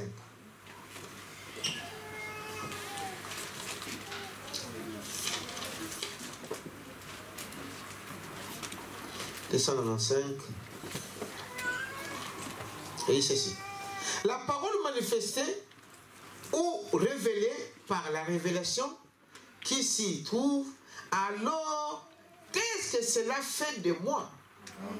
Est-ce que vous suivez? Quand la parole est révélée, la parole est manifestée, comme nous sommes en train de le voir, n'est-ce pas? Dieu s'est manifesté dans une chair humaine. Qu'est-ce que cela fait de moi? S'il est cette gloire de la Shekinah, voyez-vous, j'en suis une partie de ça. Amen. Alléluia. Amen. Dites amen à ça. Amen. Amen. Il est une partie de moi. Cela fait de moi. Je suis une partie de cela. Amen. Oh, amen. C'est exact. La parole elle-même révélée qui se révèle. Pas en saisie. Le mystère de Dieu qui se fait connaître à nous en ces jours ici, par le même messager céleste qui se fait connaître à eux en ces jours-là. Remarquez la même colonne de feu qui a envoyé Moïse, la même colonne de feu qui était sur Moïse, lequel a écrit la Bible, la même colonne de feu que Paul a rencontré quand il était en route vers Damas. Et Paul a écrit le Nouveau Testament, la même colonne de feu, n'est-ce pas? Souvenez Souvenez-vous de cela? Matthieu et tous ces autres, cela l'a fait ressortir quand il avait rencontré la colonne de feu. Lui-même est pensé là. C'est ce qui se passe encore ici, au temps de la fin. Merci Seigneur. La même colonne de feu. Amen. Qui a apparu à ces hommes. Et c'est la même colonne de feu qui a apparu dans notre temps. Et quand je crois cette parole, je deviens une partie de cette parole. C'est alors que vous pouvez produire de bons fruits. Le secret réside là. Que Dieu te bénisse. Est-ce que vous pouvez dire amen à ça? Moïse, quand il a cru à cette parole que Dieu lui a dit, cela a apporté quoi? Le changement dans sa vie. Amen. Amen. Est-ce que vous dites amen à ça? Et nous avons vu le Fils promis. Merci. Maintenant, je vais terminer par ici. Nous allons continuer avec Branham la fois prochaine. Venez aussi dans la semaine, frère, si vous êtes libre. Dites amen à ça. Il dit ici, remarquez, qu'est-ce que nous voyons? Cela fait de nous, cela fait de moi une partie de cette parole. Voyez-vous? La manifestation de Malachie 4, Luc 17, 30, Hébreux 12, 8, c'est à ce moment-là où les semences royales d'Abraham entendent le Fils promis. Amen. Est-ce que vous dites amen à ça? C'est à ce moment-là qu'Abraham entendait ses fausses promis. Et tous les types doivent s'accomplir. Et Dieu est apparu sous la forme d'un être humain, un homme, à la semence naturelle d'Abraham, avant la destruction. Et Jésus a dit que ce serait pareil pour cette, n'est-ce pas, servant, pour cette semence royale avant le retour du Fils promis. Quelqu'un peut dire amen à ça? Et nous sommes arrivés à ce moment-là. Nous sommes à ce temps-là. Parce que Dieu s'est manifesté dans la chair humaine. Alléluia. Maintenant, nous attendons quoi? Le Fils promis. Parce que c'était le dernier signe que Abraham a vu avant qu'Isaac ne puisse venir au monde. Alléluia. Est-ce que vous dites amen? Ce qui nous reste, c'est le Fils promis. C'est la venue, la seconde venue du Seigneur Jésus-Christ. Ça ne sera pas spirituel. J'ai des citations, frère. Branham a prêché tout un message là. La venue de Jésus-Christ là, sera physique. Donnons une acclamation.